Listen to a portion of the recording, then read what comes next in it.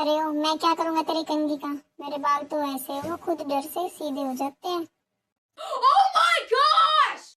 हाँ, क्योंकि तुझे देखकर बाल भी सोचते होंगे रात हो गई है। ओ बस करो दोनों, एक काला चालाक और दूसरा सुंदर और नालायक। लगता है भगवान ने तुम दोनों को बनाते वक्त बैलेंस बिगाड़ दिया।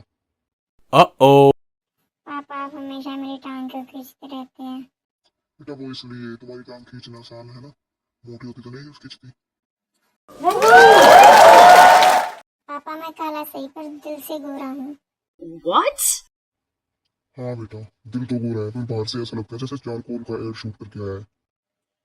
Uh-oh. सही पकड़े पापा, इसे देख के तो रात में चोर भी डर के भाग जाए। ओ तो खुद को देख, ब्यूटी पार्लर की दुकान। चलो बस भी करो वरना पड़ोसी सुन लेंगे।